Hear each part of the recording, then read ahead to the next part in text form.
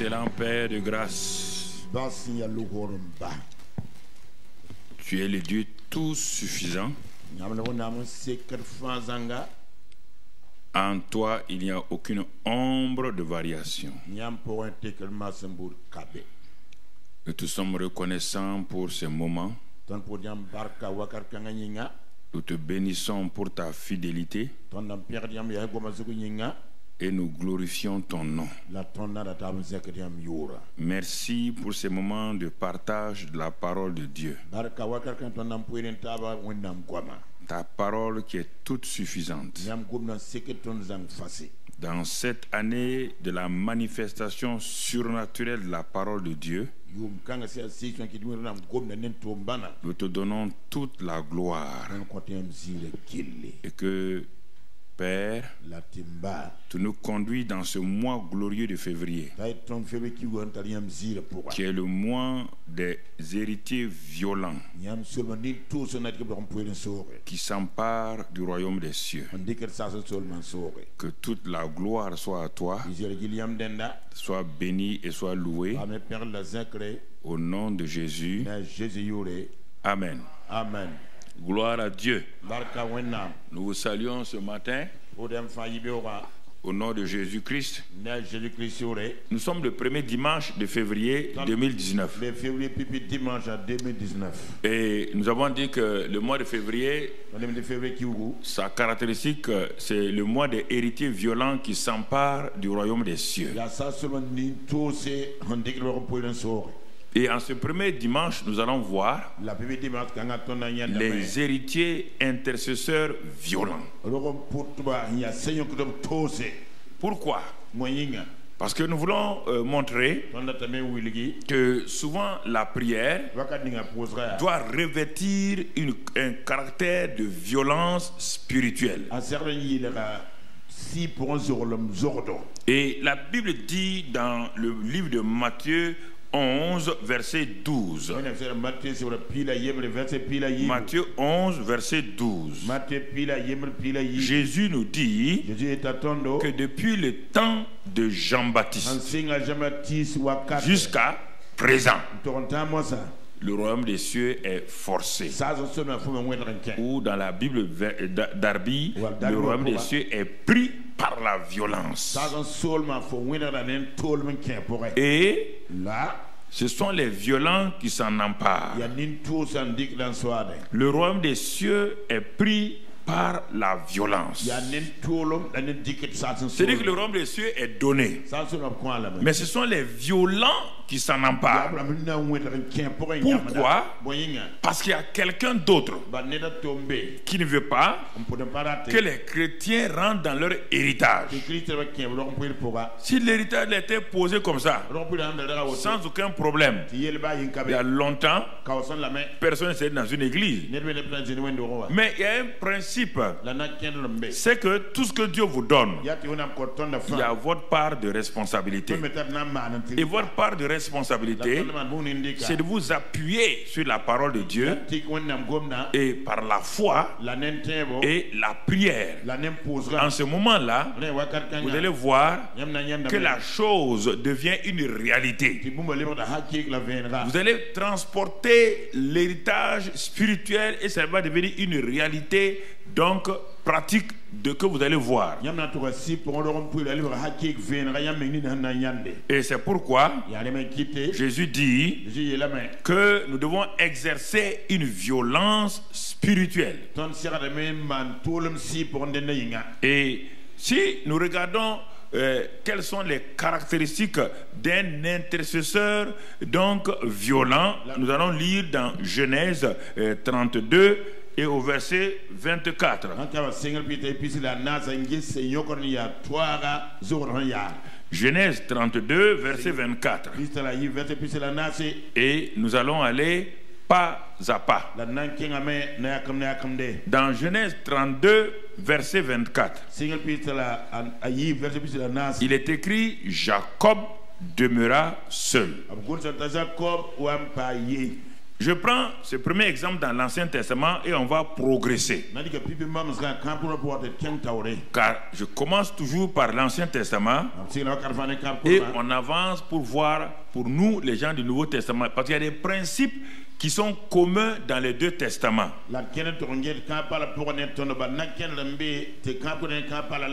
D'abord, regardons qui est Jacob. Nous parlons d'héritier. Qui est Jacob? C'est l'enfant d'un monsieur qui s'appelle Isaac. Sa maman s'appelle Rebecca. Et sa maman était stérile. Écoutez-moi très bien. Chaque histoire de la Bible est votre histoire. Oubliez les noms Jacob, mets ton nom là-bas.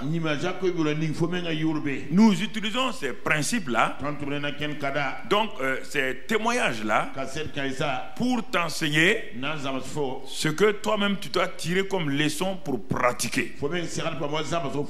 Toi aussi tu es un héritier de Dieu, comme Jacob l'était en son temps. Et avant que cet enfant-là ne naisse, regardez le privilège. Dieu dit à sa maman, parce que le mari Isaac a dit qu'il faut qu'il prie pour sa femme, parce qu'il a vu que la femme était stérile et lui-même s'est engagé. Il a prié pour sa femme Rebecca. Et quand il a prié, alors la femme est tombée en grossesse. Et lui, naturellement, ne savait pas ce qui s'est passé. Mais un jour, Dieu révèle à cette maman-là qu'il y a des jumeaux dans son sein. Et il prévient la maman. Quand ils vont naître là, celui que vous allez appeler le plus petit là, en réalité c'est lui le plus grand. C'est-à-dire dans le royaume naturel, les lois naturelles, l'autre, le premier là, semble être le grand frère. Mais dans les principes du royaume, c'est lui qui est le plus petit qui sera donc l'aîné. C'est un choix souverain de Dieu. Donc, à partir de ce moment-là, je te préviens. Pourquoi? Parce que les enfants qui sont dans ton sein sont des peuples. Sont deux peuples, deux nations. Écoutez-moi, frères et sœurs. Vous pensez que vous êtes né dans une famille. Vous pensez que vous appelez X ou Y. Quand Dieu dit que toute personne dans le sein de sa mère est déjà positionnée comme un peuple, comme une nation. Quand on dit nation, on ne parle pas d'un pays géographique, physique. Comme ethnos, donc censé donc être le chef de file d'une grande famille qui va suivre pendant des centenaires et des centenaires.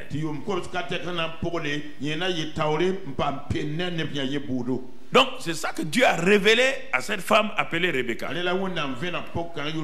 Donc la destinée de Jacob n'a rien à voir avec son père ni sa mère. Ta destinée n'a rien à voir avec ton pays, ni ton père, ni ta mère. Il faut arrêter ça. Ni ta tribu, ni ton ethnie. Ça n'a rien à voir. Ta destinée n'a rien à voir parce que tu es noir ou blanc, tu es en Europe ou en Afrique. Si tu comprends ce principe-là, tu ne seras jamais complexé, tu n'auras jamais peur. Ta destinée est céleste. Et David le révèle. Et Dieu le révèle à Jérémie. Dieu le révèle à David.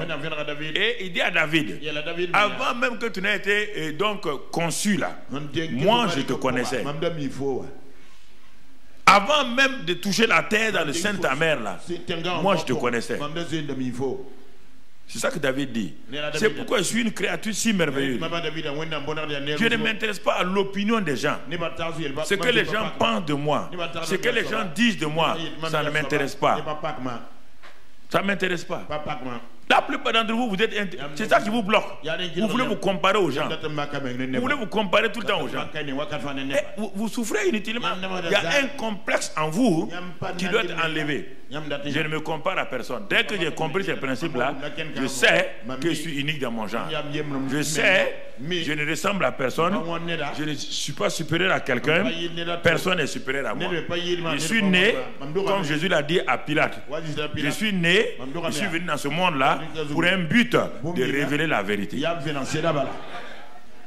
Tant que vous n'allez pas accepter ça, vous allez avoir des problèmes. Parce que vous trouverez quelqu'un qui a plus quelque chose que vous.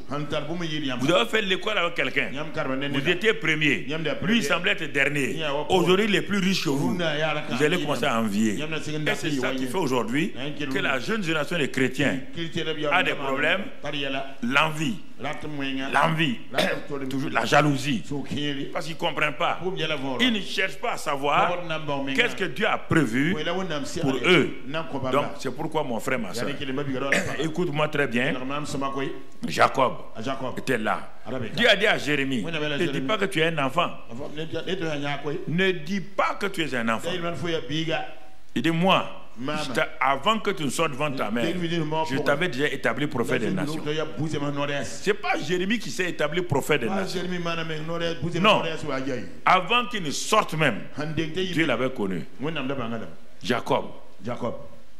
Il est le chef de file d'une grande nation dont le nom aujourd'hui résonne encore dans le monde. Donc Dieu n'a pas eu tort. Parce que les gens ne savent pas. Ça fait à peu près 4000 ans que cet enfant est né. 4000 ans après. Ce que Dieu a dit là, ça continue aujourd'hui encore.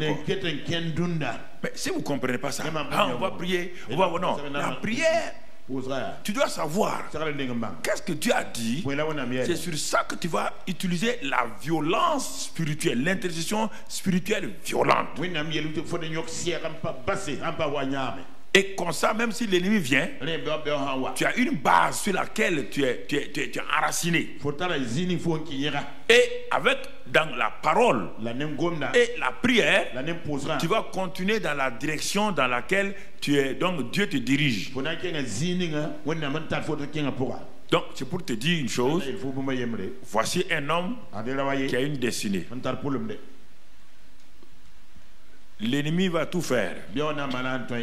C'est ça qu'il fait. C'est ça que je vous dis là. N'écoutez pas les jeunes prédicateurs là. Bon, tu vas vous élever. Il va vous élever comment? Il y a un moyen d'élévation. Il ne vous dit pas quel est le moyen d'élévation. Il ne vous dit pas quel est le moyen. Bon, on va aller à Ouara. On va aller à Abidjan. Par quel moyen? Et toi, tu sautes. Tu dis alléluia. On va aller à Abidjan. Le gars il vient te présenter un vélo. Tout ta joie est parti, oui ou non? Faut pas te réjouir comme ça. On va m'élever, élever. Tu seras élevé par quoi? Dos d'âne ou quoi? C'est ça. Les gens courent dans les églises. Quand on sera élevé. Mais quelle est ta destinée? Si tu ne connais pas ta destinée, on va t'élever aller où? Quand on va t'élever là, il n'y aura pas de fin. Parce qu'il n'y a pas un but pour ta vie. Tu as déjà vu un avion décoller pour décoller? Avant qu'un avion décolle, il y a d'abord le pilote et le copilote. Ils ont fait quoi? Le plan de... Et ils savent où ils vont. Mais est-ce que les gens vont dans un avion et puis le pilote dit bon, maintenant on va voler pour voler? Tu vas dire descends-moi d'abord. Descends-moi et tu vas voler pour voler. Parce que si tu voles pour voler, l'essence va finir et tu vas voir où tu vas aller. Donc c'est pourquoi la vie chrétienne, ce n'est pas une vie de hasard. Ce n'est pas une vie de bing bang. C'est une vie ordonné par le Saint-Esprit. L'intelligence supérieure, suprême. Celui qui connaît la fin avant le commencement. Celui qui est l'alpha et l'oméga de ta vie. Celui qui veut te diriger. Les choses peuvent commencer mal. Mais la fin d'une chose vaut mieux que son commencement. C'est ça qui est important, frère et soeur. Les choses peuvent commencer mal. Et les choses vont commencer mal. Quand elle est partie dire à son mari, son mari était un mangeur de gibier. Dommage. Et Satan l'a influencé, la femme. Elle a voulu aider l'enfant. Dès que l'enfant est né, c'est fini. Elle était braquée pour la réalisation de la destinée de l'enfant. Elle négligeait même l'autre. Sans se rendre compte, elle va créer un problème entre les deux enfants. Parfois, il y a des mamans qui créent comme ça des problèmes entre leurs enfants. Parce qu'elle choisit cet enfant-là. Le papa semble choisir cet enfant-là. Une maman qui a eu dans son sein les enfants là pendant 9 mois. Le mari peut faire une erreur, mais elle ne doit pas faire une erreur. Parce qu'elle a souffert pour chacun de ses enfants là 9 mois. Elle veut qu'il y ait une coordination, une paix avec ses enfants là. Mais quand une maman choisit, c'est la catastrophe. La maman de Jabet a fait ça. La maman Rebecca va faire la même erreur. Parce que Dieu a parlé, elle a pris en otage Jacob. Elle a voulu accomplir. Dieu te dit que le plus petit là, ce sera le plus grand. Donc en réalité, le plus grand c'est quoi? Vainqueur, champion, prince, tout ça, oui ou non?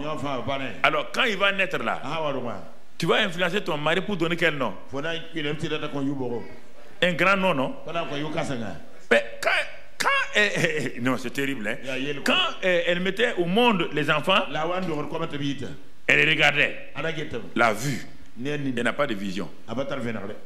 Le premier est sorti, tout roux.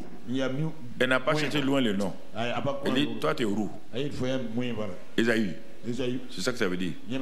Ouais. Elle donne un nom naturel. Elle ne cherche pas la destinée spirituelle. La plupart des enfants, des mamans, c'est sur le calendrier. Toi, tu es un enfant calendrier. Tu n'as pas, et puis ils prennent des noms, on ne sait même pas. Chamara Baba. Chamara Baba. Je ne sais pas ce que c'est. Non, que ce nom-là me plaît. Ça sonne bien. Et 2 ans après, tu vas dans un pays et les gens disent Chamara Baba partout. Tu dis, ah, mon enfant là, j'ai été inspiré. Hein. Mais tu demandes, mais Chamara Baba c'est quoi? Ça veut dire que tu seras piétiné toute ta vie. Tu viens de créer un problème à ton enfant. Donc ton enfant sera piétiné toute là. Maman, il faut arrêter ça là. Vous n'avez pas d'autre moyen pour chercher des noms que sur le calendrier. Ceux qui ont fait calendrier ne sont même pas chrétiens. Ils ne sont pas chrétiens. Choukou. Des noms comme ça. Mais non, c'est terrible. Des chrétiens, je vois, ils prennent des noms au hasard. Ils ne comprennent pas le sens. Maman Rebecca. C'est là. Elle n'est pas allée loin. Elle n'a pas demandé à Isaac. Qu'est-ce que ton papa Abraham a dit? Non. Elle dit, toi, Esaü. Le mari veut parler de tais-toi. Il s'appelle Esaü. Allez. C'est moi qui ai porté la grossesse. Hein? Et Dieu m'a parlé. Bon, le mari, il s'était. Isaac ne parle jamais. Il s'était. Lui, il veut manger gibier. Il ne veut pas de problème. Il y a des maris comme ça, maris mangeurs de gibier. Il ne veut pas de problème dans la maison. Quand la femme dit quelque chose, c'est faux, il n'y a pas de problème. Tu as mon facochère là. Amène ça, je vais manger. Il ne parle plus. Ça, c'est terrible. Maintenant, le deuxième enfant naît. Et la maman a vu qu'il a attrapé les talons de son frère. Elle dit, Kabako, ça c'est quel enfant? On n'a jamais vu ça. Toi, tu es usurpateur. Tu t'appelles Jacob, hein? Dieu a dit que c'est lui qui sera quoi? Mais toi, Satan te montre quelque chose. Au lieu de voir ce que Dieu a dit, toi tu vois ce que Satan te montre. Satan dit, regarde bien, hein? Est-ce que quelqu'un qui attrape le talon de quelqu'un peut être grand? C'est un usurpateur. C'est un voleur. Donc, dans votre langage là, quel est le mot usurpateur voleur? Elle dit c'est Jacob. Il dit, mets le nom. Mets le nom. Dieu est étonné. Et ça va lui créer des problèmes jusqu'à 30 ans. 30 ans de souffrance. Ça le suit partout. Dieu vient et Dieu lui apparaît. Quand sa mère voit maintenant que son frère veut le tuer, parce qu'avec ça il a volé tout.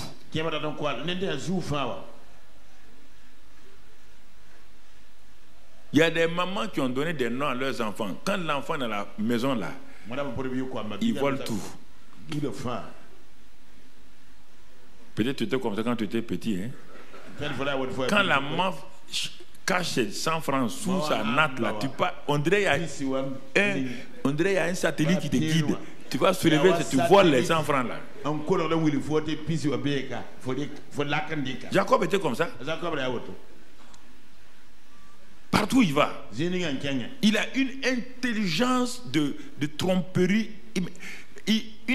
Quand son oncle dit, il tombe. On voit maintenant pourquoi Rebecca a donné ce nom-là, parce que Rebecca et Laban là viennent de la même famille. Donc, quand il arrive là-bas, quand Jacob arrive chez Laban, Laban est un trompeur aussi. Oncle et neveu trompeur. Concurrent de tromperie.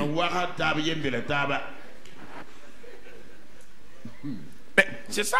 Regardez, vous vous amusez. Hein? L'atmosphère a été créée pour que Jacob n'entre jamais dans sa destinée. Satan l'envoie vers la destruction. Vous vous amusez avec ça. Satan l'envoie vers la destruction. Chez Laban.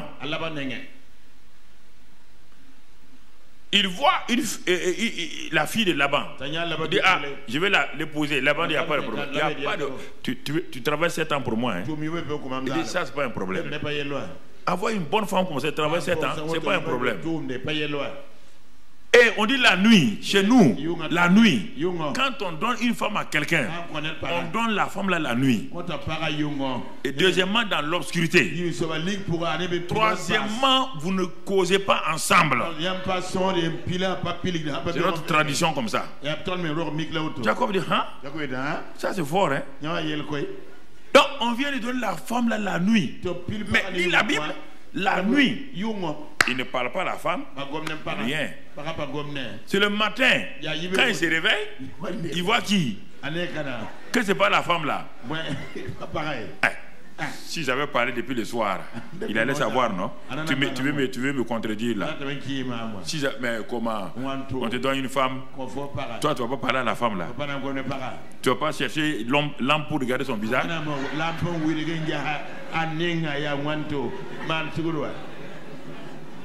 Mais c'est ça. Mais comme la tradition est trop forte, la tradition annule la parole de Dieu. La tradition a bloqué. C'est Jacob qu'on veut détruire. Quand papa se lève le matin, il dit mais tonton. Mais c'est pas celle-là qu'il dit non. Chez nous, la tradition dit on donne la grande sœur avant la petite sœur. Bon, comme tu as eu la grande sœur, bon, tu veux la petite sœur là encore? Il dit oui. Bon, tu vas travailler 7 ans. Tu vas travailler 7 ans. On est en train de les années passent, oui ou non? Et Dieu regarde Jacob. Il est né pour quelque chose. Est-ce qu'il est en train de faire? Voici le problème de beaucoup de gens. Ils vont dans les églises. Ce sont les enfants de Dieu. Jacob est une créature de Dieu. Dieu a un plan. Il remplissent les églises comme ça. Ils chantent, ils ont des... Jacob, il s'est enrichi. Oui ou non? Mais est-ce qu'il était heureux? Quand il a eu ses femmes, il a eu des enfants. Même les femmes l'ont dit, nous on n'est pas heureux ici. On n'est pas heureux. Il faut qu'on parte. C'est le retour là maintenant qu'on voit. Et mon frère, si tu ne veux pas manquer ta destinée, c'est l'héritage que Dieu t'a donné là. Ça fait des années que tu luttes. Tu dis, ah, ma vie ne va pas. Il y a 20 ans, ma vie ne va pas. Il y a 15 ans, ma vie ne va pas. Mon ami, en te promenant pour dire ma vie ne va pas, ma vie ne va pas, ma vie ne va pas, tu es en train de faire un simple cantique dont le titre ma vie ne va pas. Ce que tu dis là, ça ne changera rien. Jacob était comme ça. Dieu dit trop c'est trop. Ça n'est assez. Prends la route de ta destinée. Quelle est la route de ma destinée? Il dit mais c'est là où je t'ai rencontré. Et tu as donné quel nom? Tu as donné le nom Bethel, maison de Dieu. Tu es dans la maison de qui maintenant? Maison de Laban. Ah. Et toi, tu veux connaître ta destinée dans la maison de Laban?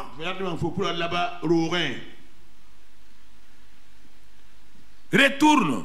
Je suis le Dieu de Bethel. Tu as donné un nom, tu m'as donné un nom, le Dieu El Bethel. Donc retourne à Bethel.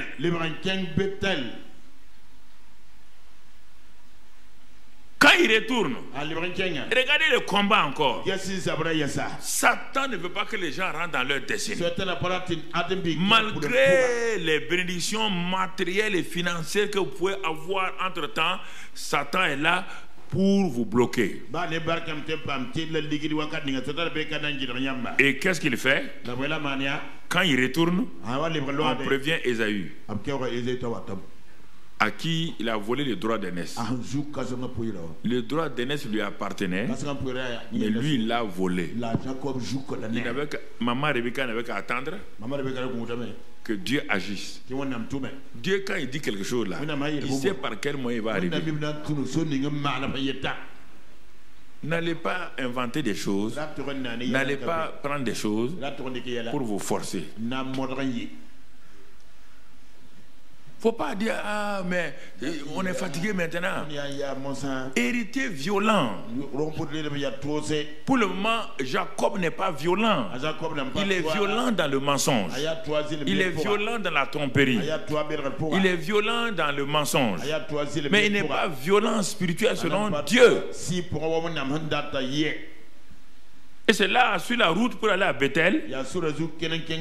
Et comme Satan ne veut pas qu'il soit, parce que Satan dit, Dieu a dit de cet enfant-là qu'il sera un peuple. Satan, il ne comprend pas tout, mais il discerne certains éléments que Dieu dit sur votre vie. Et il va vous poser des petits pièges pour vous empêcher d'entrer dans votre vie, dans votre destinée.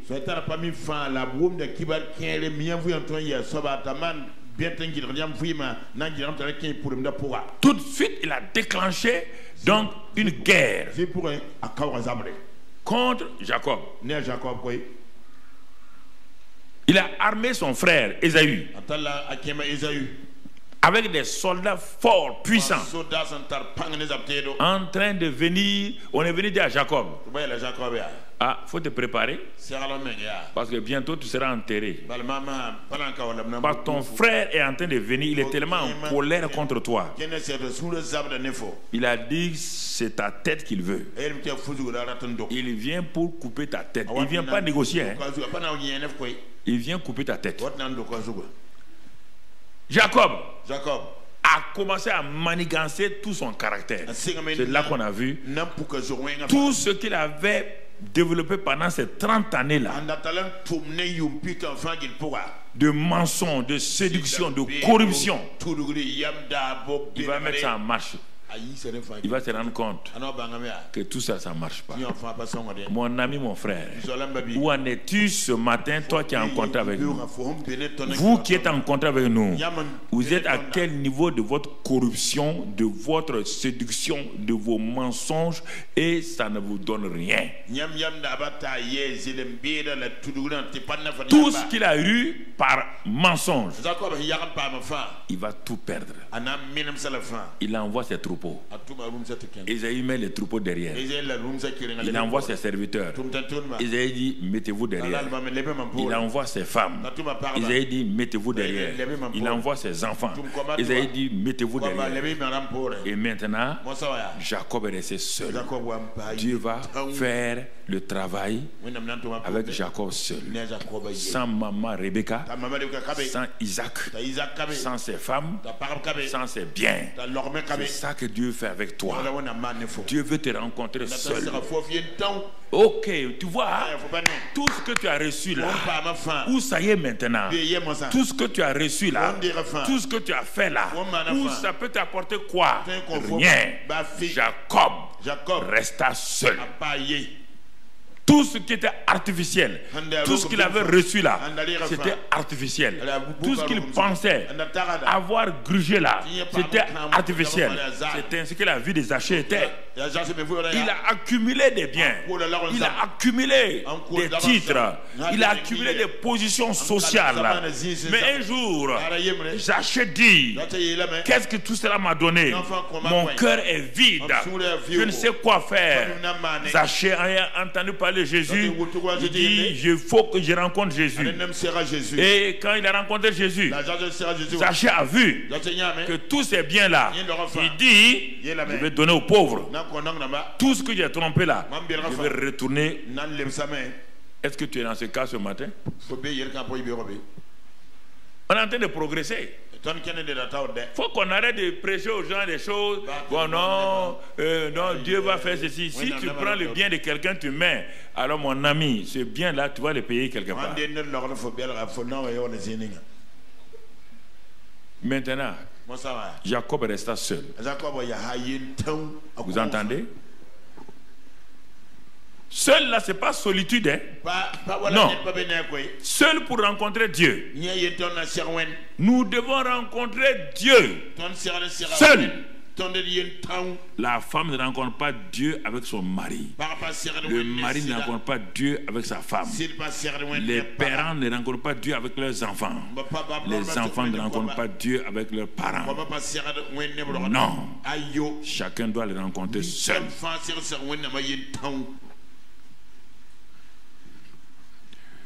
Parce que tu as un héritage. On n'a pas un héritage à deux. C'est ton héritage. Comment prendre possession de ton héritage? Il faut être violent. C'est les violents qui s'emparent du royaume. Le royaume est là. Le royaume, c'est la bénédiction, c'est l'amour, la joie, la paix, c'est la puissance par le Saint-Esprit. Le royaume existe. Ton héritage est là. Dès le moment où tu es enfant, ton héritage est là. Mais l'ennemi fera de telle manière, il va mettre des pièges devant toi. Il va te faire créer. Il y a des gens, au moment où ils arrivent à leur héritage, là, dans l'église où ils sont là, Satan vient leur dire, il faut aller dans telle église là, ils s'en vont là-bas, ils recommencent à zéro. Va dans telle église. Parfois je regarde des gens comme ça, parce que au lieu d'être honnête, l'église où tu es, tu n'as pas bien marché. Tu n'as pas écouté la parole de Dieu. Ta vie n'a pas marché. Au lieu de revenir, te repentir, toi tu dis, si je change d'église, si tu changes d'église avec ton caractère, si tu changes d'église avec tes manières de faire, la nouvelle église ne va pas te changer. Jacob resta seul.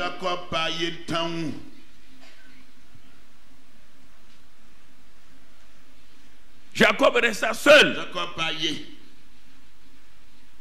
Voilà le vrai problème. Chacun dans sa famille, chacun dans son église doit rencontrer Dieu seul quand tout ce que tu as utilisé là semble ne pas marcher. Quand Dieu a vu qu'il est resté seul, seul dans quoi? Pas seulement physiquement. Il était seul. Jacob rentre en lui-même. Il rentre en lui-même. Est-ce cela ma destinée? Est-ce cela une vie? Il se rappelle ce que Dieu lui avait dit quand il fuyait pour aller chez Laban il y a 13 ans. Il a vécu ces 13 ans sur son oncle sans penser à tout ce que Dieu lui a dit. C'est maintenant quand il est seul. Quand on est seul, on se rappelle de ce que Dieu nous avait dit. On se rappelle de une parole que Dieu nous avait donnée un jour. On se rappelle d'un rêve que Dieu nous avait donné. On se rappelle d'une vision que Dieu nous avait donnée. On dit, tiens, on dirait que j'ai manqué mon chemin. Oh, mais pourtant Dieu m'avait parlé. Regardez ce que Dieu avait dit à Jacob, qu'il a laissé. Il a laissé pour aller chercher des choses chez Laban. Regardez ce qu'il a laissé. Et c'est dommage comment parfois nous pouvons laisser les choses. Quand il fuyait, Dieu l'a arrêté pendant un sommeil. Il dit, je suis l'Éternel, le Dieu de ton père et le Dieu d'Isaac.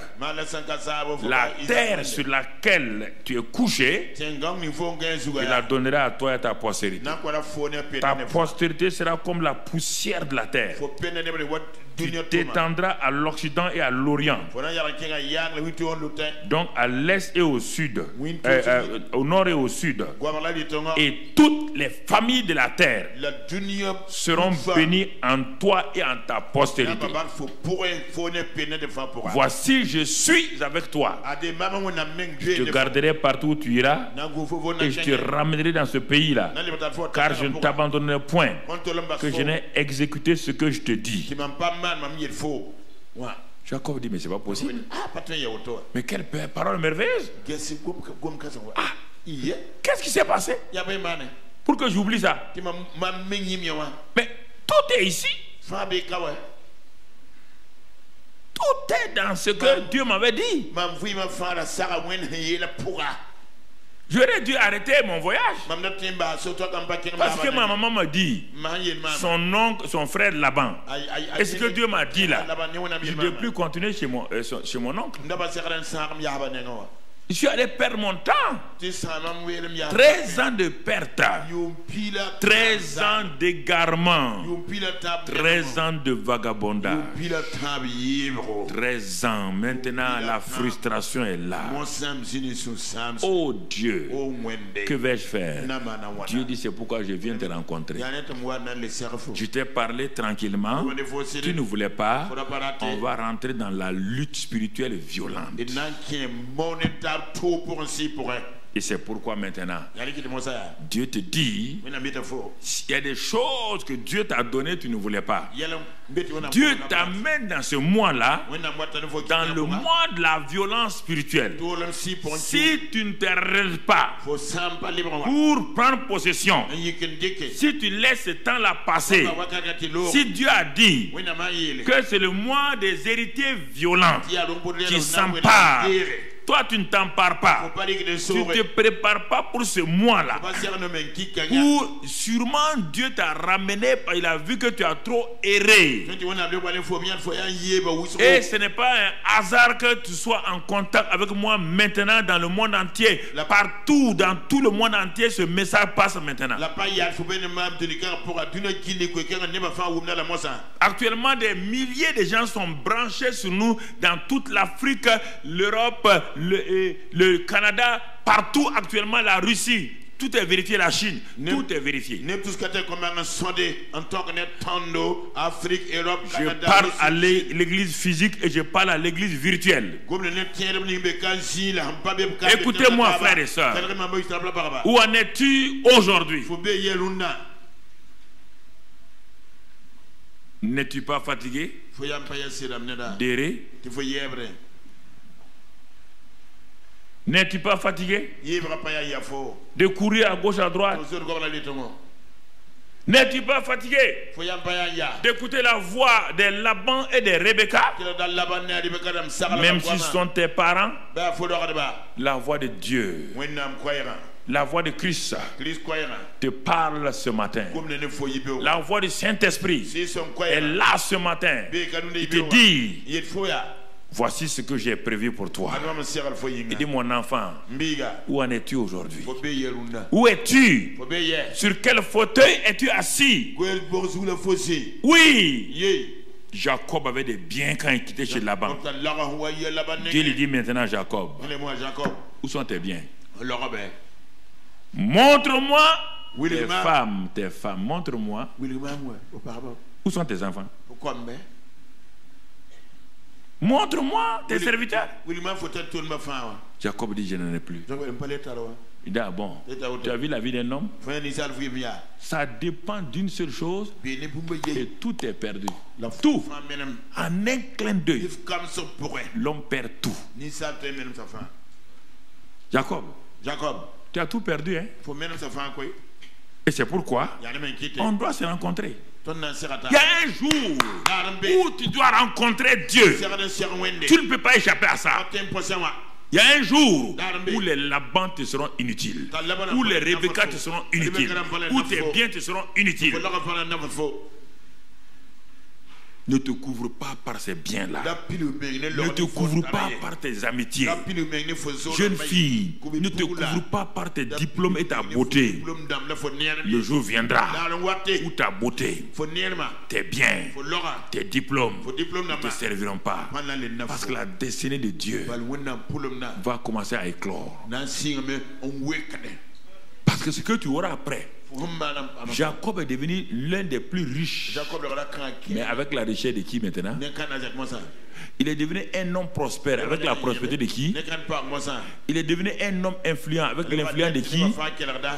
C'est ça les deux. Les choses de ce monde-là t'élèvent, mais te trahissent rapidement. Mais quand tu rentres dans ce que Dieu donne, ça reste permanent.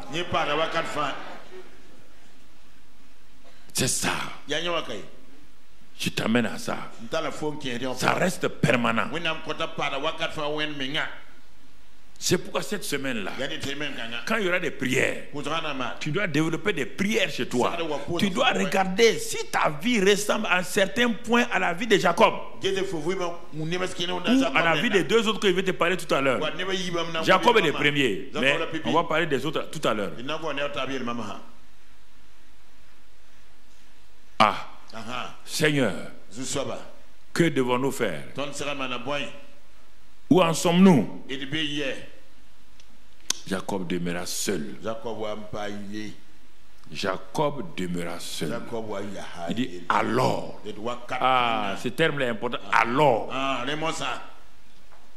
Un homme lutta avec lui. Dans la Bible, quand tu entends l'ange de l'Éternel, un homme, c'est Dieu lui-même. Dans l'Ancien Testament. C'était comme ça qu'il faisait.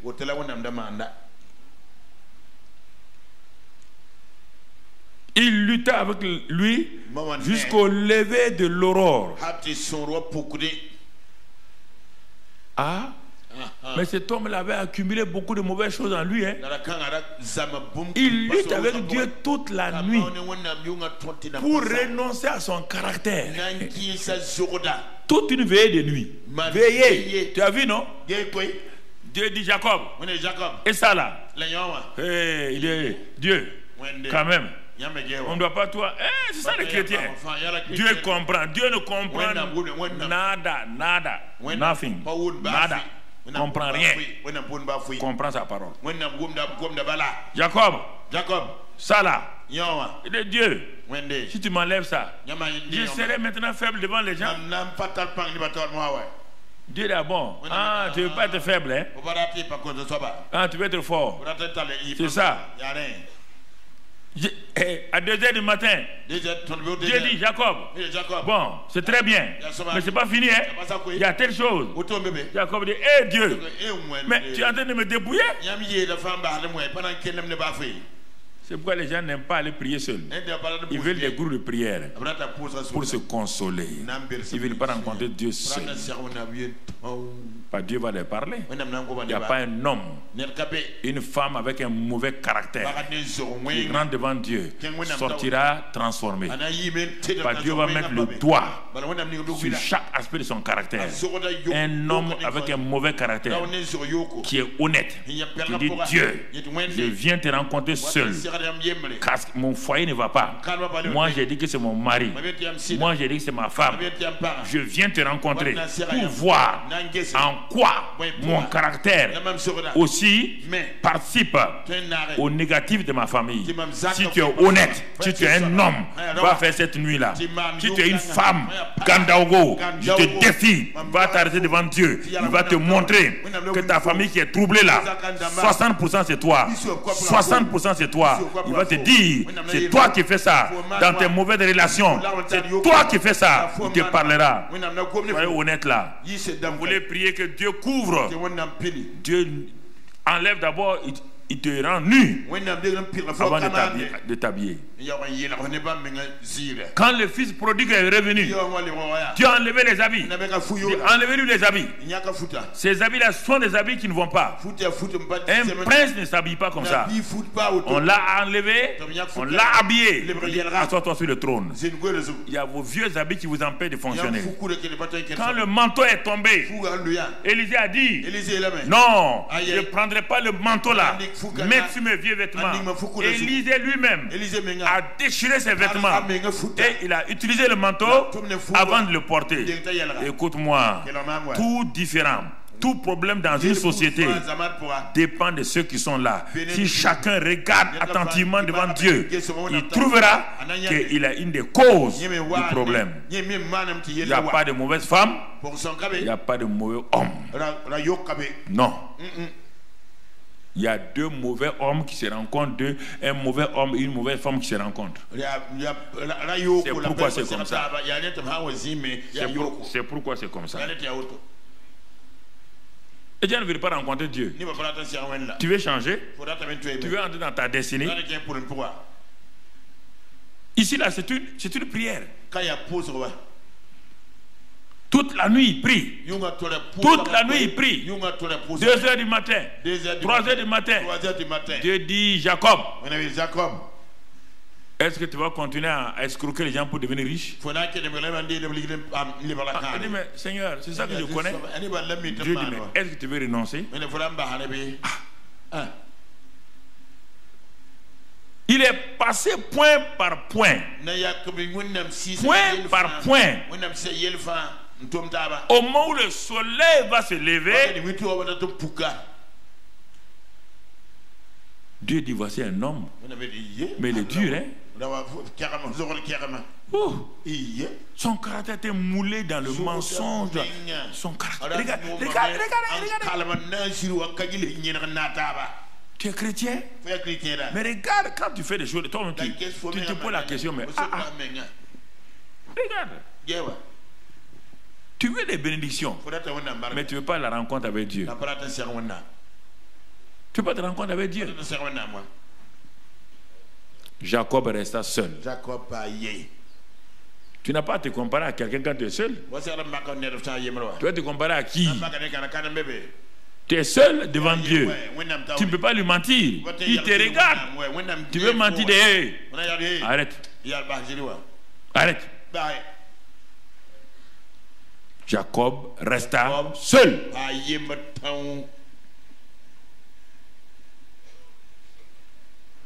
Et à un moment donné, quand le soleil voulait se lever,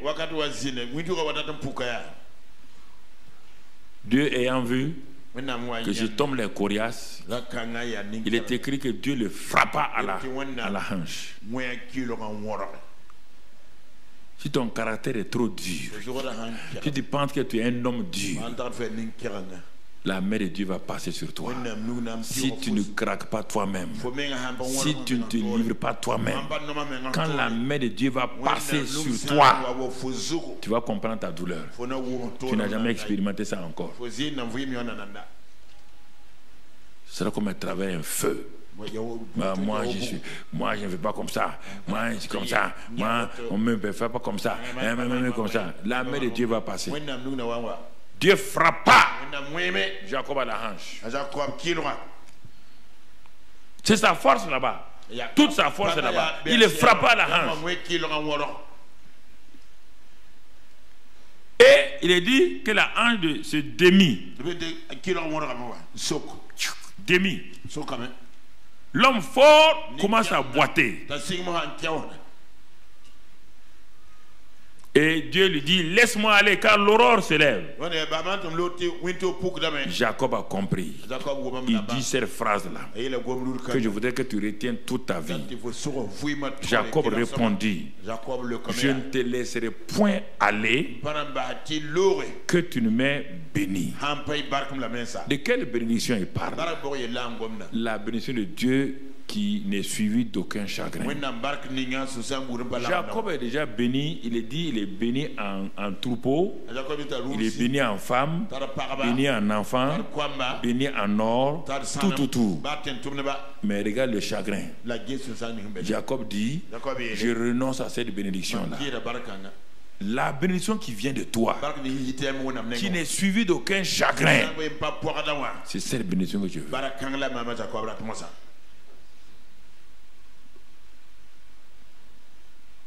Dieu dit, ah bon? Tu veux une bénédiction avec un nom comme ça? Il dit, mais quel est ton nom? Dis-moi ton nom. Si je te donne la bénédiction là, avec le nom que tu as là, ça ne marchera pas. Quel est ton nom? Il dit, je m'appelle Jacob. Dieu dit, répète encore. Je m'appelle Jacob. Il dit, mais tends bien l'oreille là. Ton nom Jacob là, c'est ce qui t'a créé problème, non? Si c'est pas vrai, pourquoi Dieu va changer son nom?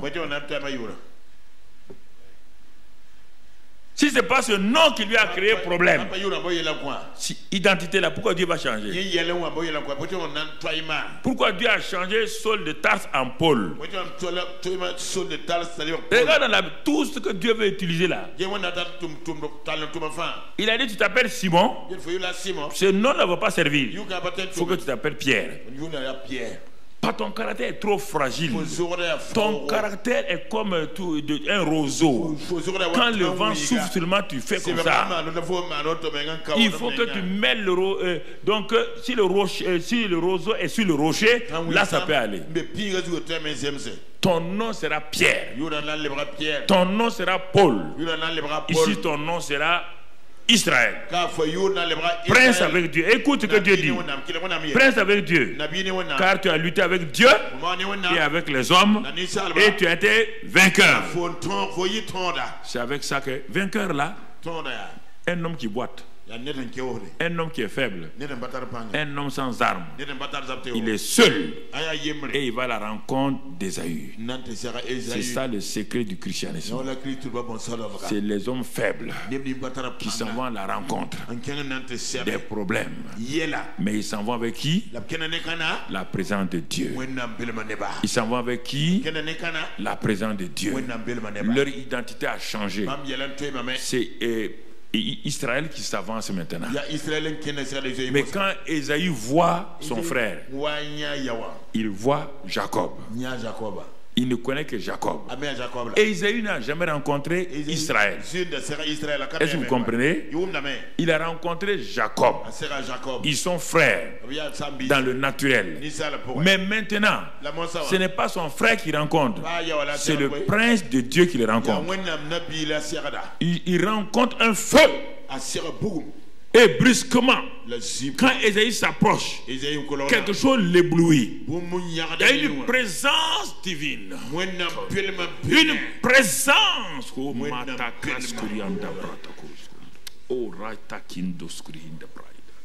Cette présence est ici maintenant.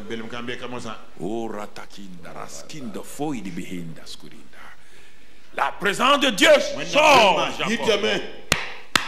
Oh Dieu, dont leur parle-leur. La présence de Dieu sort. Et la présence de Dieu envahit le territoire. Ésaü avance. Les militaires d'Ésaü avancent. Brusquement, à leur grand étonnement, ils voient Ésaü jette son épée, son carquois, jette tout, il court, aller se jeter au bras de le prince, le vainqueur des dieux, des hommes, vient de remporter sa première victoire.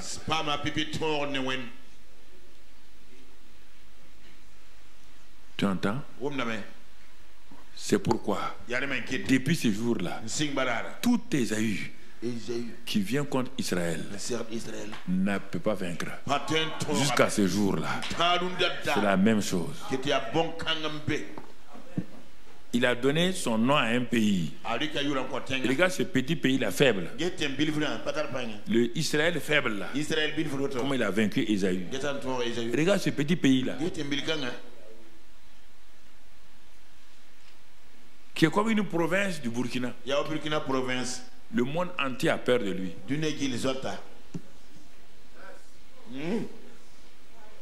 Ça continue. Quand Dieu parle sur votre destinée, vous n'avez pas besoin que quelqu'un vous aide.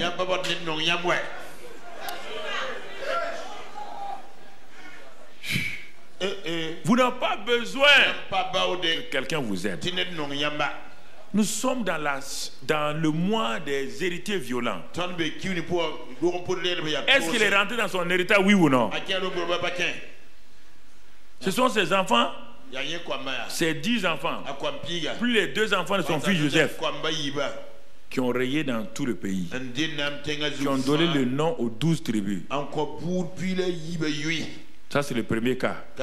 Deuxième cas, des héritiers violents. Ce n'est pas dans le domaine de la destinée. Ça, c'est dans le domaine, mon frère, des situations d'injustice.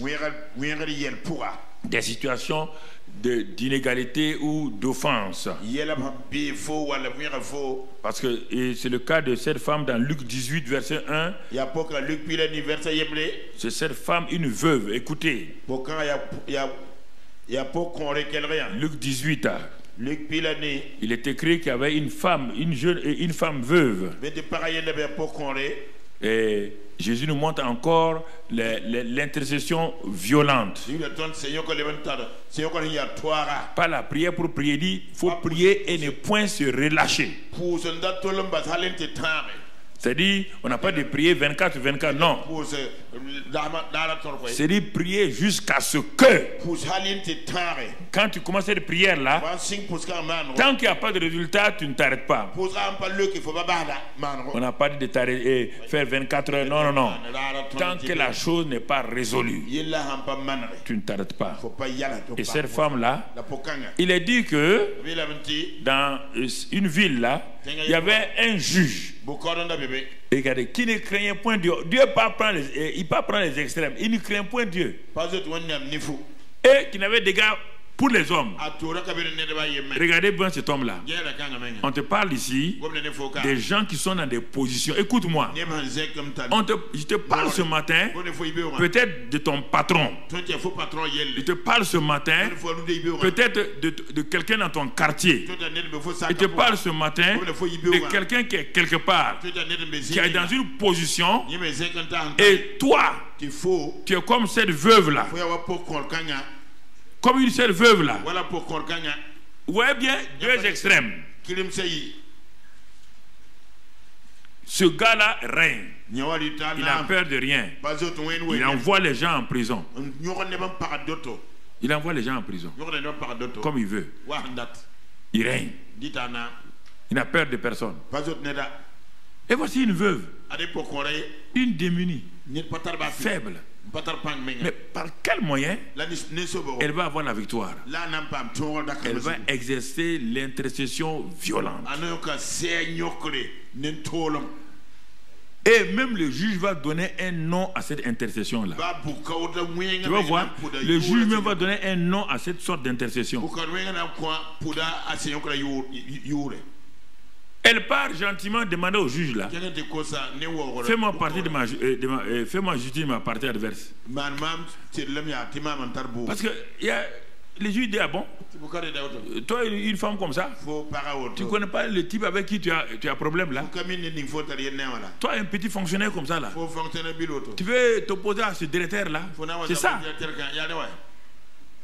Toi, une secrétaire comme ça là, tu veux t'opposer à la femme du ministre là. Toi, un tête, tu veux t'opposer à ce milliardaire là. Toi, ça. Toi, tu veux. C'est ça. Le juge a dit, ah bon, il faut rester à ta place. Hein. La femme dit, ah, juge, je suis venu te voir gentiment. On a dit que tu es juge. Un juge, c'est l'équité. Il pratique l'équité. Il ne regarde pas ni les grands ni les petits. Mais quel soit de juge tu es?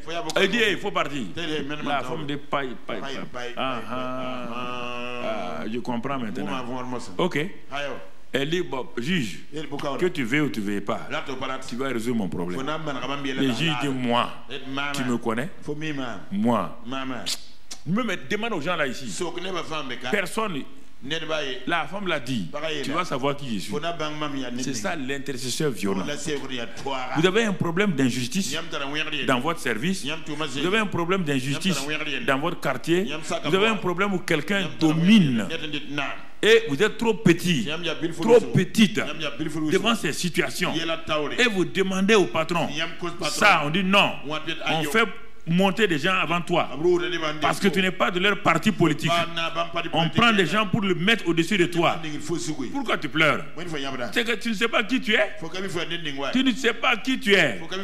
Ah, parce que je ne suis pas dans leur parti. Tu n'es pas de leur parti. Tu es du parti de Jésus-Christ. Tu es du parti de Jésus-Christ.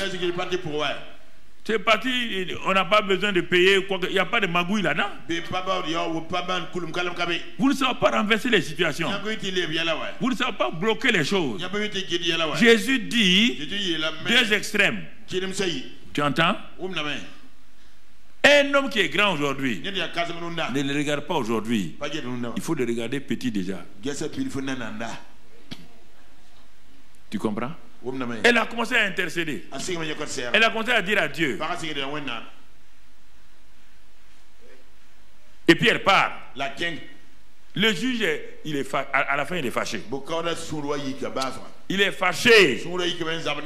Mais la femme là ne faisait qu'importuner. C'est la prière d'importuner, la prière persévérante. C'est ça que Dieu est en train de nous montrer ici. Ne pas laisser du temps.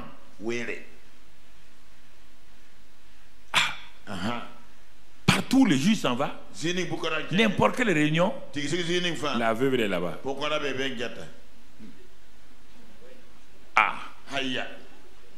Bon. Il dit, mais cette femme-là, qu'est-ce qui se passe? Et un jour, le juge déclare ceci. Le juge déclare, lui-même il parle, hein, toujours dans Luc 18 là.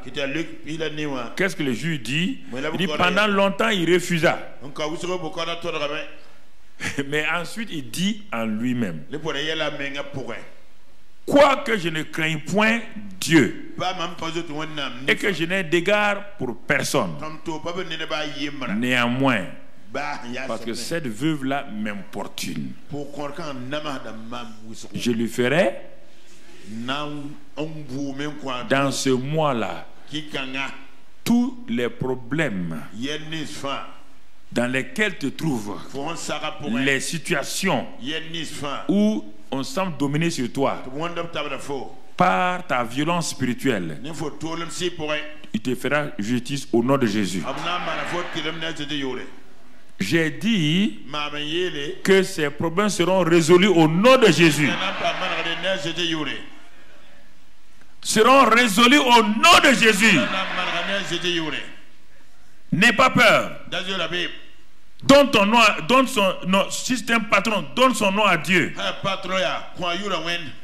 Il ne veut pas payer ton argent. Il va payer ton argent. Commence à danser. Commence à chanter. Commence à parler. Commence à les bénir. Le patron du trésor là, il va t'appeler de venir prendre ton chèque. Tu entends? Eh? Mais on n'a pas payé les autres là. Mais non, non, pour toi là on paye. Il y a des témoignages parmi nous comme ça. Elle a importuné. Le juge dit, regarde, la prière d'importunité, c'est une prière violente. Comment le juge l'appelle? Il dit, je lui ferai justice afin qu'elle ne vienne pas sans cesse me rompre là.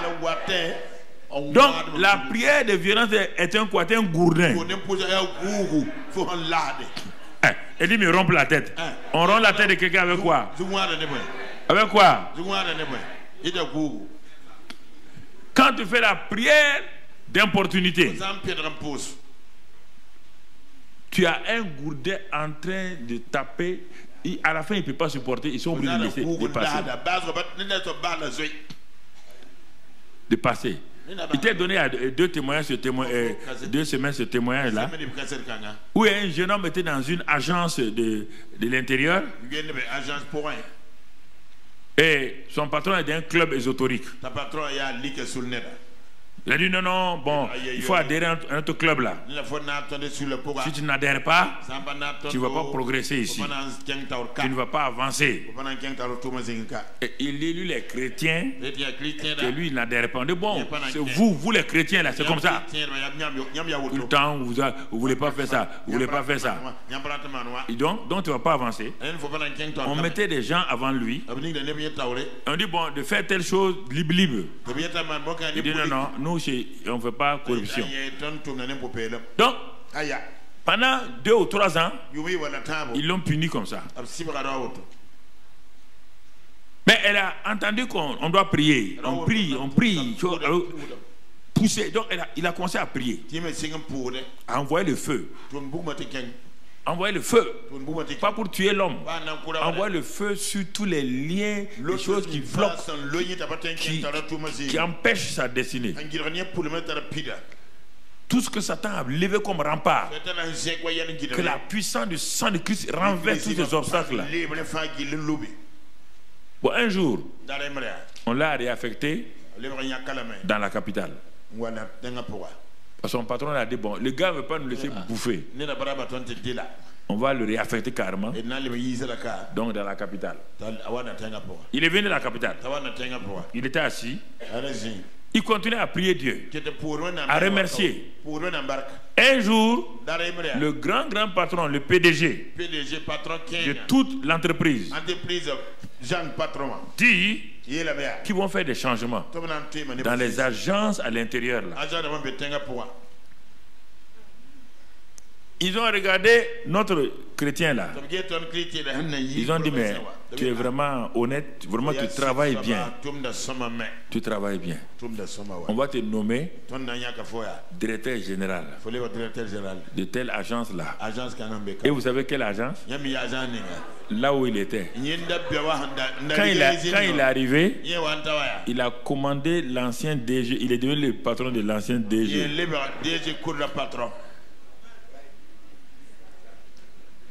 Aïe. Tous les agents lui disent, ah, mais votre Dieu est fort. Hein? Oui, oui, votre Dieu est fort. Donc l'autre là croyait qu'il allait l'abattre. Au lieu de l'abattre là, il lui a montré l'amour. Il a dit, je te pardonne. Ah. Tout le mal que j'ai fait, non, il n'y a aucun problème. Tu es ignorant. Ça a brisé l'ancien patron là. Il a commencé à réfléchir à Dieu, à penser à Dieu. C'est ça, frère et soeur. Tout ce que je te dis là, je l'ai expérimenté quand je travaillais. Je t'ai dit qu'on m'a mis dans un garage. Mettre quelqu'un dans un garage, c'est pas mauvais. Garage, c'est pas cimetière. Garage veut dire on va te réparer pour redémarrer. Il y a des gens qui ont peur, on m'a mis au garage. Est-ce qu'on t'a mis au cimetière? C'est le cimetière, on ne peut pas sortir. Mais le garage, on sort toujours. Même si le moteur est grillé, on dépose le moteur, on met un nouveau moteur. Et on sort. On n'enterre jamais une voiture dans un garage. Non. Donc c'est pourquoi ton avenir ne sera jamais enterré. J'ai dit que tous ceux qui sont contre ton avenir, tous ceux qui sont contre ta destinée, tous ceux qui sont contre ta promotion, je dis, Dieu va les changer de place au nom de Christ Jésus. Dieu va t'élever encore pour te positionner au nom de Christ Jésus. Et la grâce de Dieu va se manifester sur toi. Tous les dossiers bloqués maintenant de promotion qui sont bloqués parce que vous êtes ici, vous nous regardez. Je dis que dans le mois là, que ce soit un ministre, que ce soit un directeur général, que ce soit un patron, ils vont débloquer vos dossiers au nom de Christ Jésus. Je proclame que les chemins sont ouverts au nom de Christ Jésus et que la grâce de Dieu soit sur vous maintenant, que la bénédiction de Dieu soit sur vous, afin que les témoignages du mois de février soient des témoignages authentiques pour la gloire de Jésus. Recevez, recevez, recevez. Amen. Amen. Troisième, ce matin on va s'arrêter à troisième cas. Troisième cas, mon frère, c'est le cas de Anne. Vous connaissez ça très bien.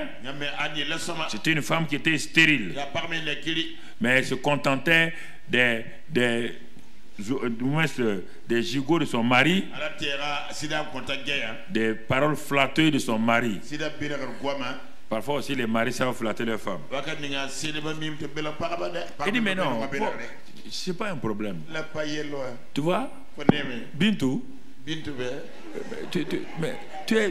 es la petite femme. Tu as vu, je vais t'amener à Dubaï. On va aller ici. Au début, elle était contente de ça. Dubaï. Elle est contente de ça. On va à Dubaï. On va ici. On va à Honolulu. Hein? Il y a des femmes qui aiment ça. Mais quand il revient là, elle avait une co-épouse. Quand elle revient comme ça, elle dit aux enfants de la co-épouse, hey, donne-moi à boire. La co-épouse a dit, il faut aller prendre ton enfant de Honolulu là. Tu sais, quand les femmes, quand c'est des co-épouses, elles ont des flèches. Quand ils tirent la flèche là, co-épouse, tu as déjà vécu dans une famille polygame?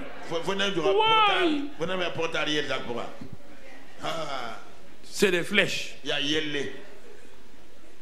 Mais elle était traumatisée, harcelée régulièrement par sa co-épouse. Un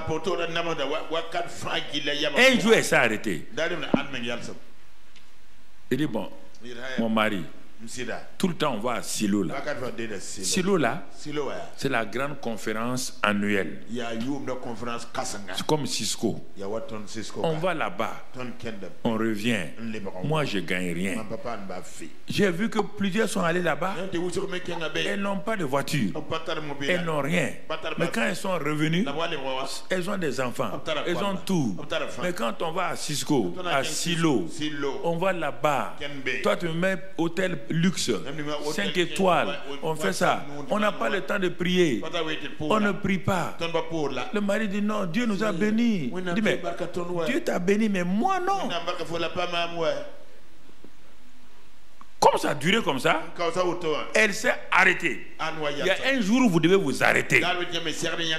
Quand ça ne marche pas, vous devez vous arrêter. Vous devez vous arrêter pour être seul avec Dieu. Elle s'est levée. Son mari dit où tu vas? Il dit mais je m'avais prié. Il dit non, non, tu es bon comme ça. Elle dit quoi? Je m'en vais prier et je ne sortirai pas de la prière là. Que personne ne me dérange. Je ne sortirai pas tant que je n'ai pas reçu ce pourquoi je m'en vais. Parce que vous sortez trop tôt de vos prières. Vous sortez trop tôt. Satan vous fait sortir. Surtout aujourd'hui avec vos téléphones là. Vous partez pour prier avec le téléphone. C'est que vous voulez sortir. Satan va vous envoyer une nouvelle qui vous fera sortir de votre lieu de prière. Elle est rentrée. Elle a mis sa tête sur le sol pour ne regarder personne.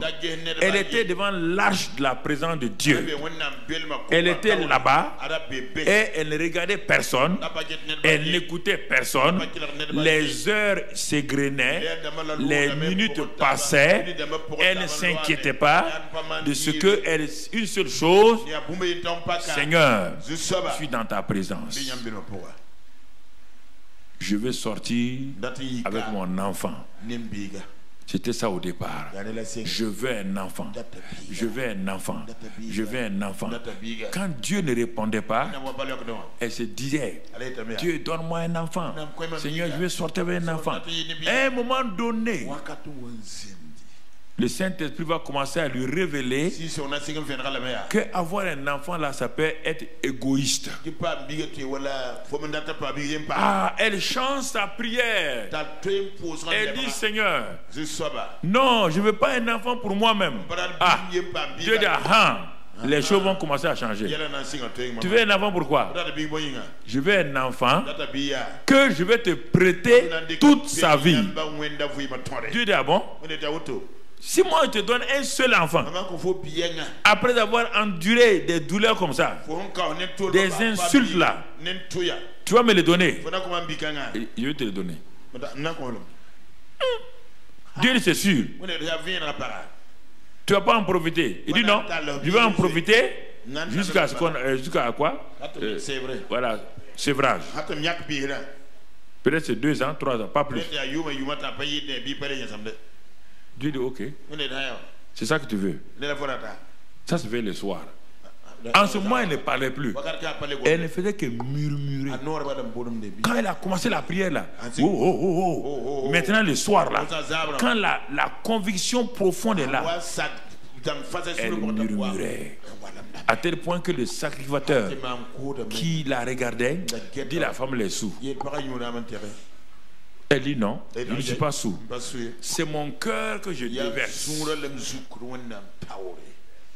C'est mon cœur que je déverse devant Dieu. Anne parlait dans son cœur et ne faisait que remuer ses lèvres. Mais on n'entendait point sa voix. Élie pensa qu'elle était ivre. Et il lui dit, jusqu'à quand seras-tu dans l'ivresse? Fais passer ton vin. Elle répond à l'homme de Dieu, je ne suis une femme qui souffre en son cœur. Je n'ai bu ni rien. Je répandais mon âme devant l'Éternel. Voici, je répandais mon âme. On commence la prière on veut des choses. Et au fur et à mesure que les heures passent, on passe de l'égoïsme. On rentre pour chercher la volonté du Père. Et on veut maintenant passer au temps de sacrifice. Non pas ma volonté, mais ta volonté. Et elle est arrivée à ça. Et quand elle est arrivée, c'est en ce moment que l'homme de Dieu a proclamé sur elle la bénédiction. L'homme de Dieu n'a pas proclamé la bénédiction dès les premières heures de la prière. Parce que le ciel empêchait que l'homme de Dieu proclame la bénédiction. C'est au moment où elle est arrivée à un temps T où elle ne voulait plus rien pour elle-même, rien d'autre que l'homme de Dieu a parlé. Va en paix et que le Dieu d'Israël exauce la prière que tu lui as adressée.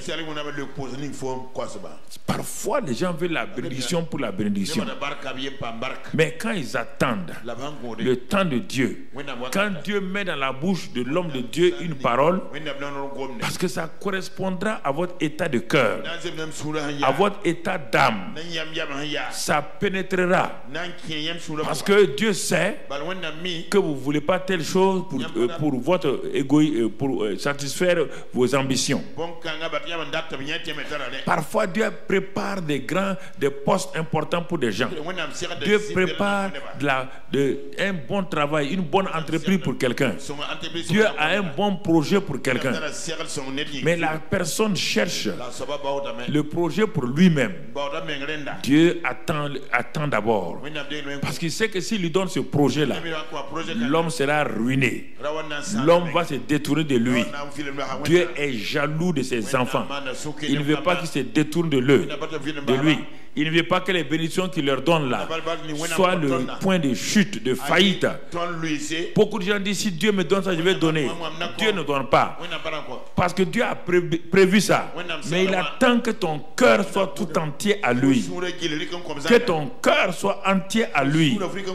Dieu a donné le royaume à David. Parce que pendant 13 ans, David était un champion. Il faisait des grands combats. Mais son cœur n'était pas prêt encore. Il lui a fallu 13 ans de caverne en caverne. 13 ans se promenant dans les cavernes. 13 ans à apprendre à pardonner aux gens. 13 ans à apprendre à honorer l'onction sur les gens. Il a eu 2 fois l'occasion de tuer Saül. Mais ces 2 fois, Dieu a regardé son cœur. Il a vu que c'est un homme qui a appris à honorer les autres, à honorer ses chefs. Et c'est en ce moment que Dieu va lui donner le trône. Bien qu'il ait été loin il y a 13 ans, c'est 13 ans plus tard, quand David a appris à pardonner à ses frères, quand Saül a eu le pouvoir, il a commencé à persécuter. Ses frères et son père et sa mère ont fui. Ils sont venus trouver David dans la caverne d'Adullam. Le cœur de David était changé. Il a accueilli ses frères. Et les gens qui étaient contre lui sont venus le trouver.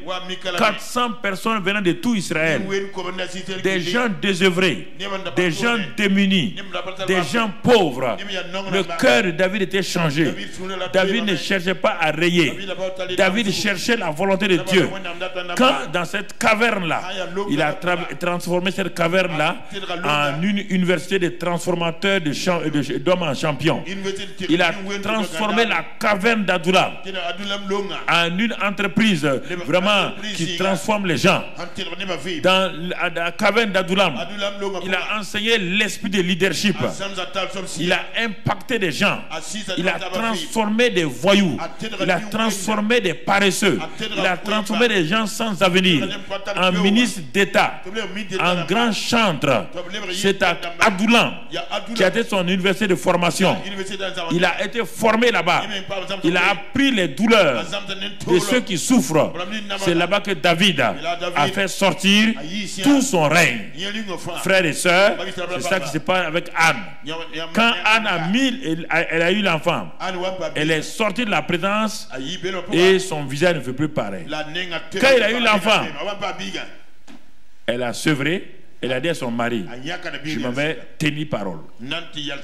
Dieu lui a donné beaucoup d'enfants.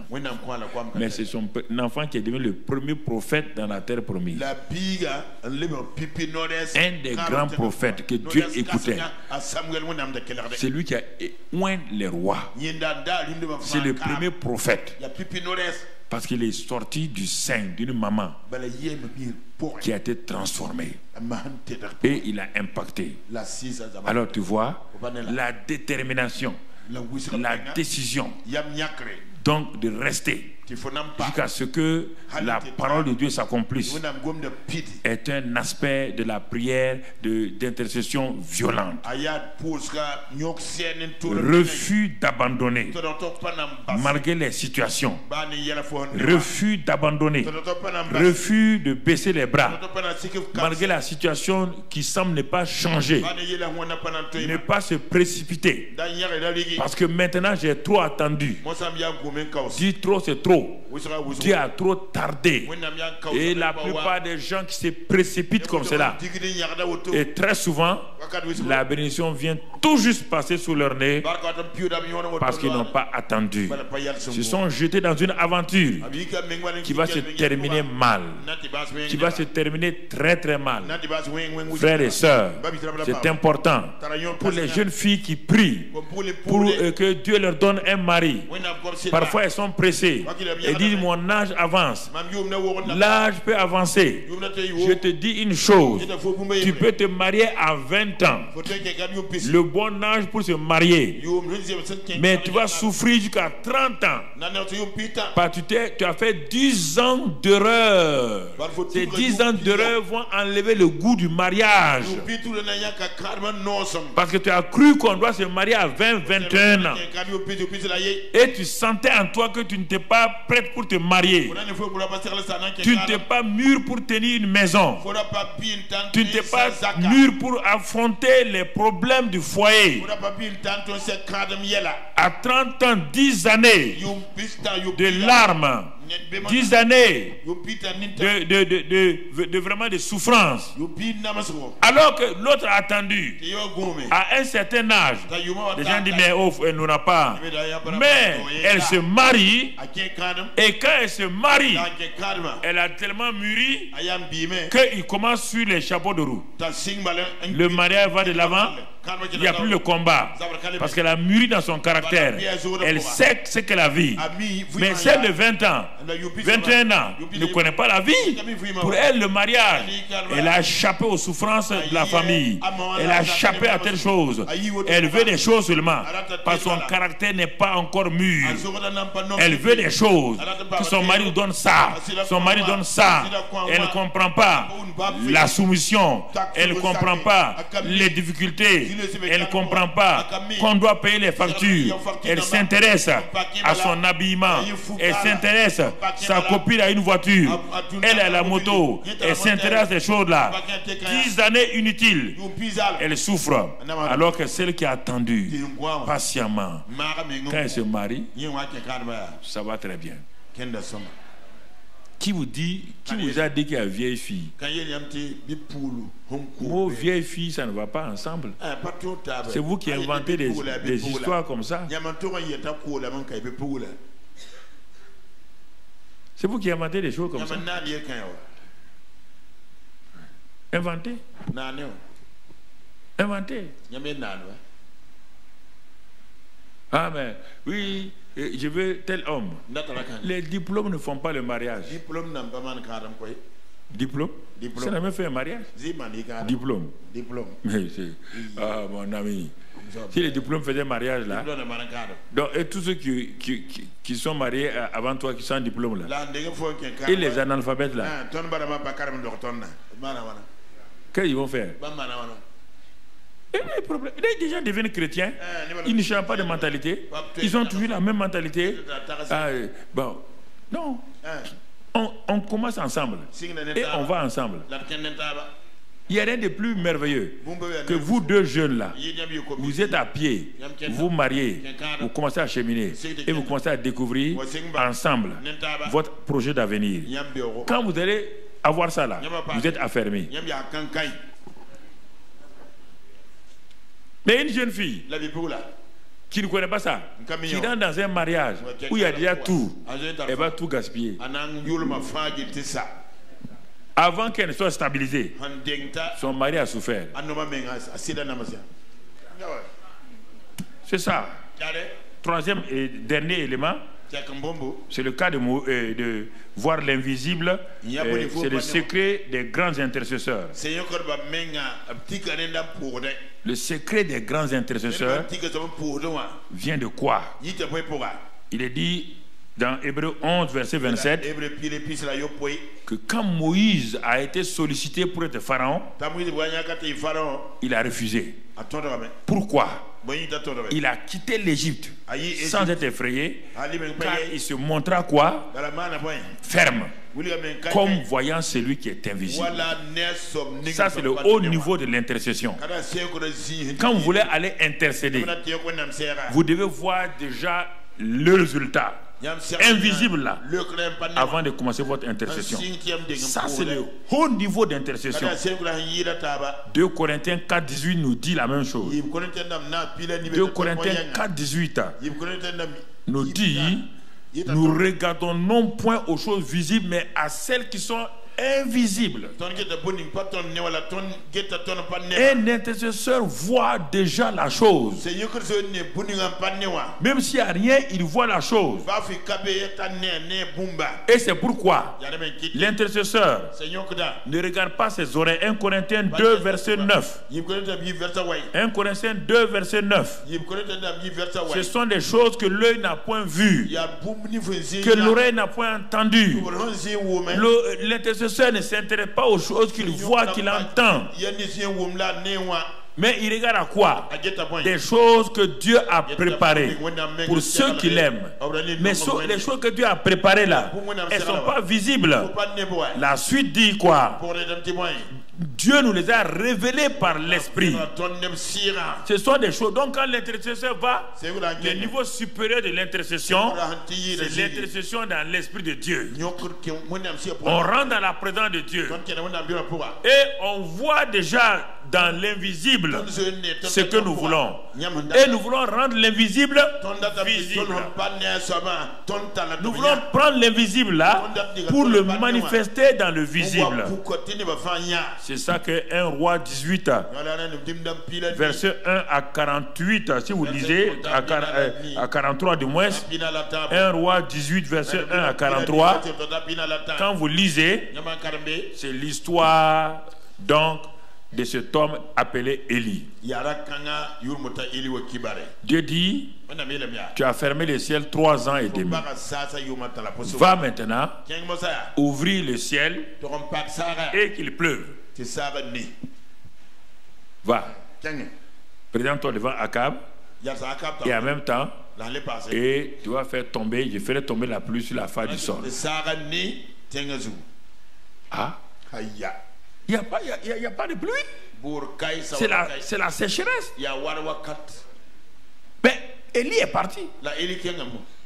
Quand il est arrivé, il a fait d'abord une démonstration de puissance avec les prophètes de Baal.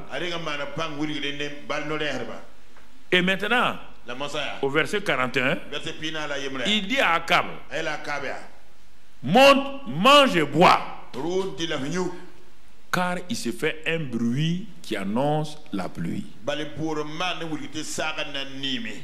Il n'y a pas de pluie. Il n'y a rien. Mais Élie voyait quoi? Il a entendu le bruit de quoi? Dans le naturel? Hein? Voilà.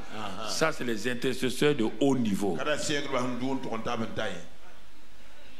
Qui, quand ils s'en vont prier, ils voient tout déjà. Non, c'est pas ils ne voient pas de vision comme bizarre. Non. C'est-à-dire leur foi les fait voir l'invisible. Je n'ai pas dit que Dieu te montre une vision. Non, non, non. Il ne parle pas de vision ici. C'est toi-même qui déjà vois la chose. Ce que l'œil n'a pas vu, ce que les oreilles n'ont pas entendu. Mais Élie a vu, Élie a entendu. Il s'appuie sur la parole. Dieu dit qu'il va faire tomber la pluie. Ça suffit à Élie. Alors, on bâtit toujours sur la parole. Dieu a dit à Noé, bâtir une arche. Noé avait déjà vu l'arche. Tu ne peux pas bâtir quelque chose qui n'a pas vu. Partout c'est comme ça. Ça c'est les intercesseurs qui n'ont pas peur, qui savent que les grandes choses sont devant eux. Mais ce sont des choses invisibles. Mais ils savent qu'en restant dans la présence de Dieu, Élie est monté plus haut que Akab. Il est allé au sommet avec son serviteur pour qu'on sache que ce n'est pas des choses visibles auxquelles Élie regardait. Élie s'est mis à genoux. Il a pris sa tête. Il a mis entre ses genoux. Donc le visage contre le sol. Pour qu'on ne dise pas qui se base sur des choses visibles. C'est ça l'intercesseur violent qui rentre dans le monde de l'esprit et de Dieu et qui commence à voir les choses. Il dit à son serviteur, va voir, la pluie va venir. Le serviteur est parti 6 fois. Il dit, il n'y a rien. Il n'y avait rien. Le serviteur, Élie était en train de former le serviteur à regarder à l'invisible et le serviteur regardait au visible. La dernière fois, le serviteur dit, bon, je ne sais pas si, à force de regarder, un nuage a eu compassion de moi. J'avais un nuage, comme la paume de main. Comme tu veux voir, comme tu veux entendre de bonnes choses. En tout cas, il y a un nuage. Mais je te préviens, ça ne dépasse pas la paume de main. Si un nuage, comme la paume de main, là, peut arroser un pays, prophète, ça te regarde. Le prophète dit, tu as vu ça? Il dit, descends vite. Dis à Akab, la pluie est là. Il dit, prophète, voilà, moi, c'est que je te respecte, mais ça, là, on ne va pas mentir.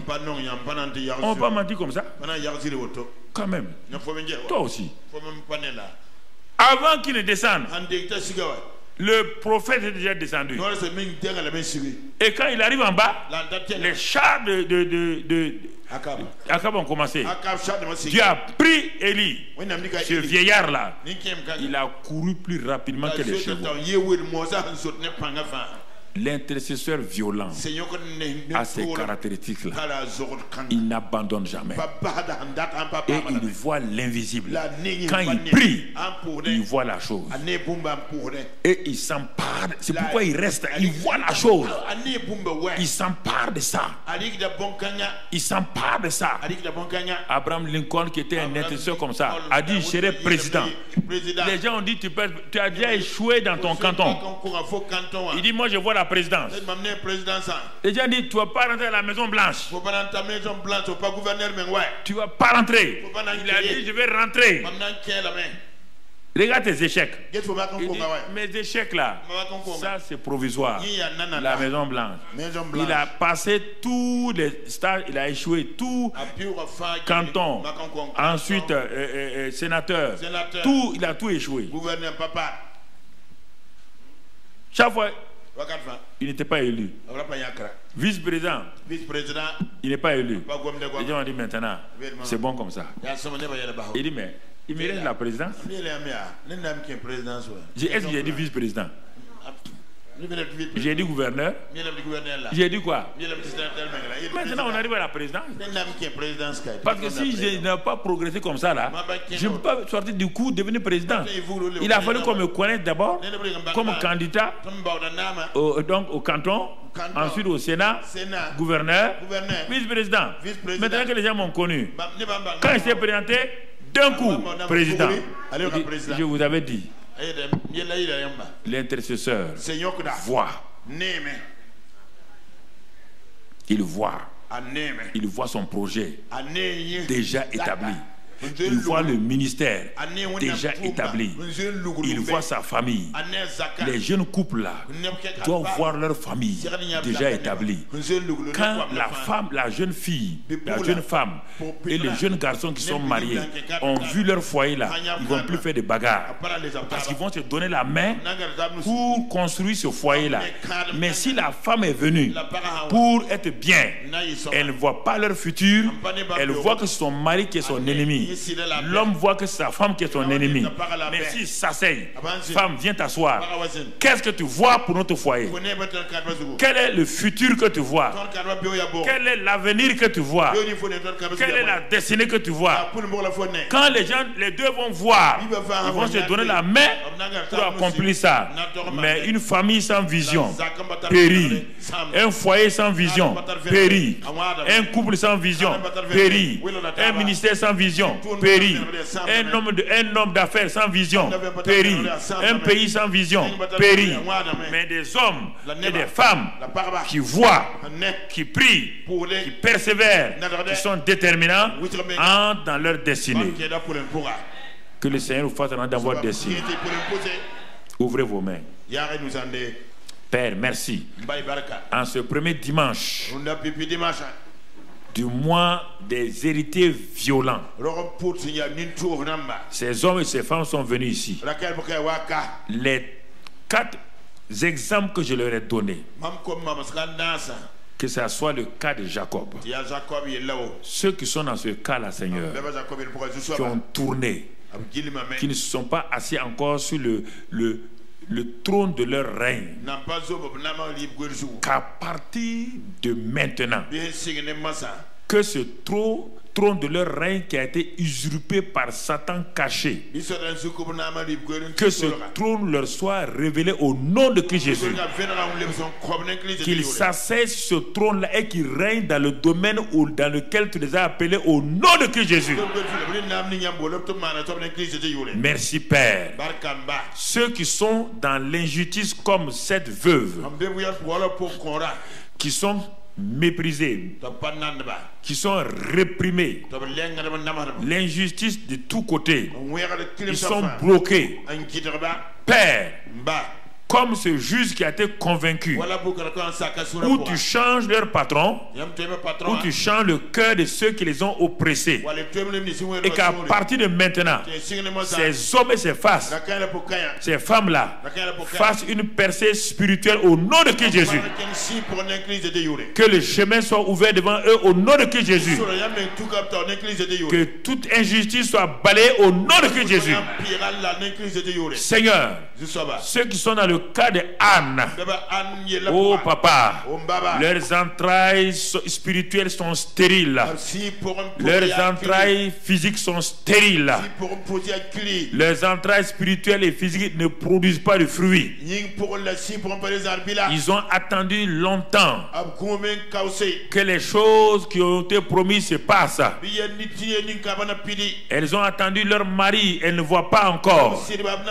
Elles ont attendu leurs enfants, elles ne voient pas encore. Elles ont attendu leur travail, elles ne voient pas encore. Leur destinée semble être bloquée. À partir de ce mois de février 2019, ce mois des héritiers violents, que chacune de ces personnes rentre dans son héritage au nom de Christ Jésus. Que tout voile qui couvrait leur mari soit ôté au nom de Christ Jésus.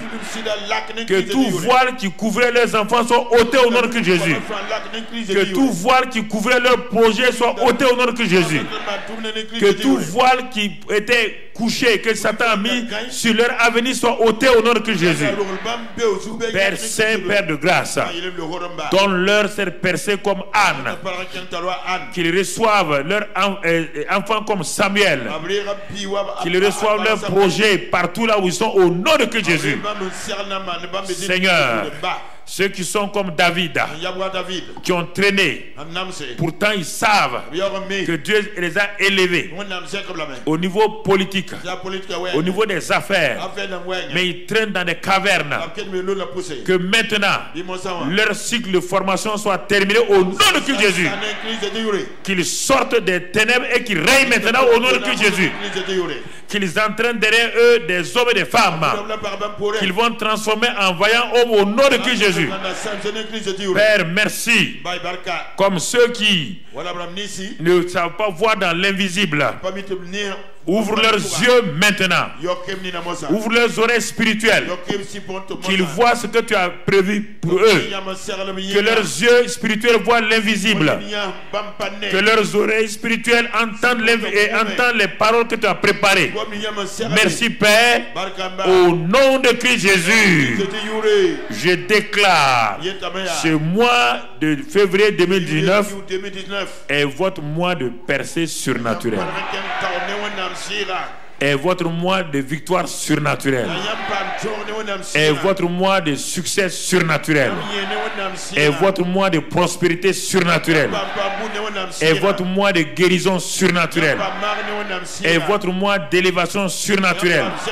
Ce mois de février 2019 est scellé par le sang de Jésus-Christ pour que la gloire revienne à Dieu au nom de Jésus. Amen, amen, amen, amen, amen. Amen, amen, amen, amen, amen.